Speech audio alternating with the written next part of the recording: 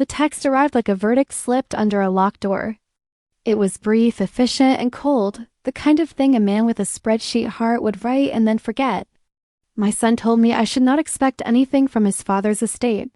He assumed without argument, without courtesy, that the life I had built around him, the nights awake with fevers, the pocketed lunches, the second jobs, the slow, invisible knitting of stability amounted to nothing in the ledger his father kept. He sent that message with the arrogance of someone trained to receive rather than to give. I read it in the kitchen with flour on my fingers and a kettle hissing on the stove. The kettle's steam blurred the apartment windows, and for a moment the city outside looked like a watercolor. Inside, my chest cracked open. 40 years of motherhood, service, and patient labor reduced by a sentence typed on a small bright screen. I folded the phone into my palm and understood with the terrible clarity of cold water that the man who'd made my son believe the world owed him everything had won another victory. Or so he thought. My name is Ruth Mercer. I was married once to a man who wore power like perfume. He had the sort of wealth that gets reported in dollar signs and magazine profiles, the kind that can buy silence, influence, and entire skylines. When we married, it was simple. He had ambition and I had steadiness. He promised partnership. He delivered a blueprint of dependency. Over the years, his ambition calcified into entitlement, and his entitlement hardened into control. He managed our public image, our social calendars, and the flow of money in a way that made me feel thankful for small crumbs and guilty for wanting more. I forgave him many times because forgiveness is an economic act more than an emotional one when survival depends on it. Our son, Daniel, was the child we both created and the prize his father desperately wanted to mold. He was taught by practice and tone that success was not earned but inherited, that loyalty to father was a moral and practical obligation.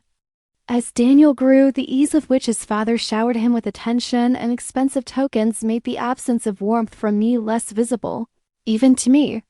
I did my best to be mother and ballast. School projects at midnight, soccer practices with frozen fingers, quiet assurance of routine. When I stepped away years later, it was to reclaim a voice I had abandoned. I left the mansion with a few suitcases and a quiet determination. Daniel stayed with his father, who took on the delicate job of making a child believe that abandonment could be rewritten as privilege. When the call came that he had collapsed, sudden, severe, final, the world rearranged into strange shapes. The funeral was chrome and well attended. Condolences were precise. Memories urgent and pruned. Daniel wore the expression he had practiced for such moments, grief framed like entitlement. He did not call me in those first icy hours. A week later, he sent the message that set the rest of the story in motion. He assumed the will favored him. He assumed the house of my life would be decanted into someone else's hands. He assumed I was the sort of person whose love could be measured by bank transfers and wedding presents. He assumed a lot. Assumptions are dangerous things. I walked into the lawyer's office not as a woman asking for charity, but as someone who understood there could be a paper that changed everything. The mahogany smelled like old money, and the assistant's eyes traced me with a look that mixed sympathy and calculation. I sat across from the man who nodded and opened a leather folder the way one opens evidence. My son swaggered, and minutes later, a confident shadow of a man his father had trained to speak for him. He flapped and smiled with the brutal ease of someone about to be rewarded for obedience. I sat there, hands folded on my lap, and tried not to let my face show the small person I had been, a woman who had kept a house and a heart together by the strict economy of attention. The will unfolded like a trapdoor. My son's mouth, poised for triumph, closed. The lawyer's voice read the legal language with slow gravity, assets delineated, trusts named, properties cataloged, accounts tallied. Then the paper pivoted into an impossible arrangement. Every major asset, every property, the residue of investment vehicles, the offshore account contingencies, all assigned to me. The numbers spoke with an absurd clarity, $160 million. The room contracted into that figure. Time, in the minutes that followed, felt suspended in an air thick with disbelief. My son's face twitched first into denial, then into volcanic anger. He could not accept it. The map of his life had been redrawn by a document he was too young to author. There was a recorded message stored with the will, a last testament voice that the lawyer queued up at the end. The recorded words were not the theatrical vanities one sees in movies. They were a slow, brittle confession. My husband's voice was softer than I remembered, threaded with the exhaustion of final reckoning. In that voice he admitted the things he had refused to say when living. How he had chosen business over family. How he had used the weight of his name to silence my requests. How he had engineered a son raised to mirror his bitterness. He owned awkwardly that he had failed me and failed the boy. He had made a choice to change the inheritance as a corrective measure, to place the burden of privilege onto me in hopes I would wield it differently, to leave his son a pittance to force a confrontation with entitlement that my son reacted like a man betrayed. He called accusations into the thin air of the office, summoned lawyers, filed immediate intentions to contest. He claimed manipulation, undue influence, trickery. He sought to paint the scenario as a fraud, to erase a dying man's intention by constructing a plausible lie. I had imagined a raw reaction, grief, confusion, the slow thawing of hurt. What stunned me was the speed with which he built a defense of his stolen expectations. It was a theater of grievance, legal briefs sharp as knives, mediator voices rehearsed, public relations postures. People took sides in whispers on social media in the polite canopy of my world. The news cycle thin and hungry spun a headline about a billionaire's last will and a prodigal son left out. Morally, the world could reduce me to caricature, the undeserving beneficiary. Factually, it felt grotesquely simple. I retreated unexpectedly to small practicalities. Estate lawyers, accountants, trustees, like moving chess pieces. I sat in rooms with men and women whose languages were numbers and precedent. They told me the mechanics of trust administration and the rigorous tests courts apply to wills. I handed over evidence of the marriage we had shared, of the years I had quietly served as the economic stabilizer.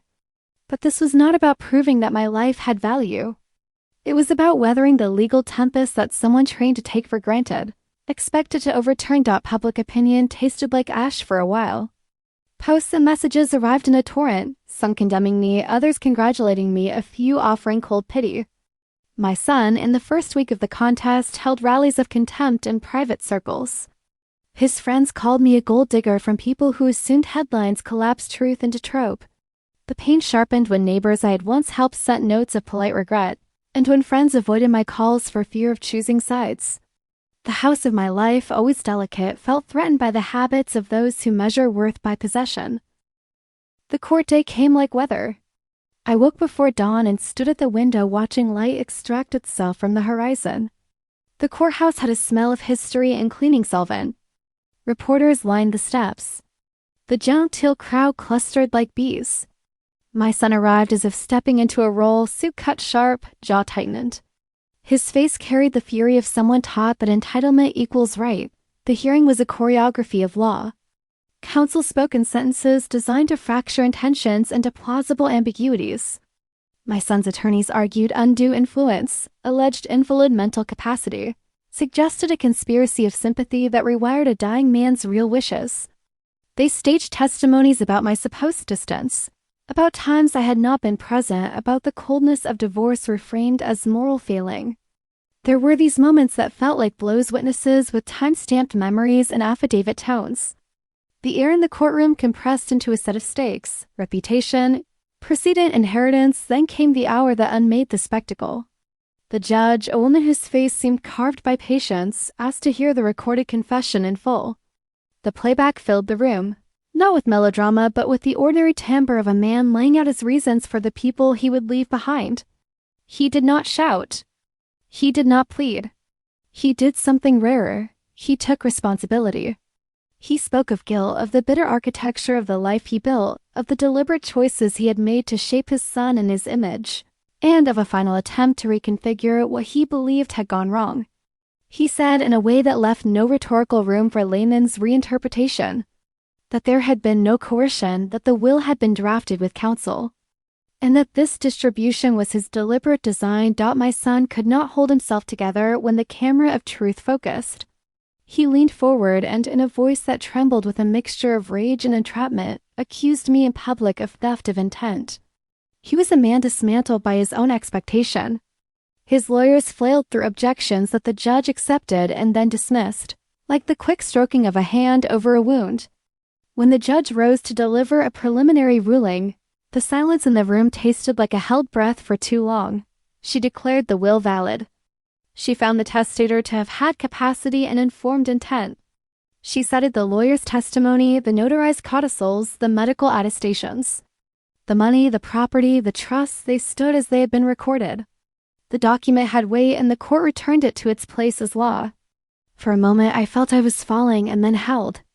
The public camera swallowed my son's expression, shock, then a raw public unmaking. He had been stripped not only of his inheritance, but of the map of his identity. He had to confront, while cameras pursed questions, the person he had become. Outside the courthouse, the world shifted in small voices. Some cheered. Some muttered about the cruelty of the document. My son's collapse was private and public all at once. He walked away small, shoulders shaking in a way born of recognition rather than mere sorrow. But victory, public as it was, did not look like triumph to me. I had thought, perhaps foolishly, that money could mend. The thing I had wanted more than the legal confirmation was his face when wrapped in the simple ache of regret replaced by humility. He did not give that to me wholly that day. What he gave was a jacket opening, a crack in an armor built by another man. In the months that followed, I made careful choices. I never flaunted the fortune. I proved to trustees and to myself that nobility can be quiet. I established a trust fund for children from broken homes, invested in shelters that picked up women like me after years of emotional caretaking, and underwrote small scholarships for adults wanting to return to school. I paid down debt quietly for old friends who had fallen through the cracks. I built structures so the money would be service rather than spectacle. The house I called home remained modest. I kept the curtains simple and the kettle reliable. Money, when it arrives like a tidal wave, must be channeled into projects resistant to the ruinous sway of assumptions. My son and I did not step back into easy calendars. There were nights when he returned and sat at the table where plates waited with old habits. He came with apologies that smelled of late-night thought, with attempts at small gestures, with a humility that had been manufactured by loss and shame and the slow dismantling of generational vanity. We spoke, haltingly at first, about things we had not said. How he perceived me, how he had been trained to love a father more than a mother, how arrogance had masqueraded as strength. He learned slowly to ask instead of to assume. He began volunteering with a community program once supported, working beside the men and women whose lives are patched together not by wealth but by solidarity. The work changed him more than any speech could have. There were moments of anger, of retreat, of mutual hurt being excavated, but also moments of astonishing tenderness, when he came to my bedside with soup after a long day, when he admitted the loneliness that had sat under his bravado, when he watched an old home video and cried for a father and for his own foolishness. Money had been a stage for our tragedy. Reconciliation became an ordinary small thing practiced over months. I did not expect absolution. I expected work. If the inheritance taught me anything, it was this: true restitution is not about currency but about accountability. The man who had trained his son to take without earning had left a final instruction meant to break a cycle. He failed and succeeded in equal measure. He failed in his cruelty, succeeded in forcing a reckoning. The son I had raised imperfectly became a man who could, at last, choose. And I, at last, had resources to act not from need but from intention. On a winter afternoon, I sat in the kitchen with a cup of tea and a small note taped to the fridge. It was not a bank statement. It was a drawing my son made when he was 6, now framed and smiling up at me like a small miracle. I touched the frame, and for a long moment I held the quiet truth: wealth can rearrange a life. But some work, the work of loving, of teaching, of making space for humility, takes longer and is worth every slow hour.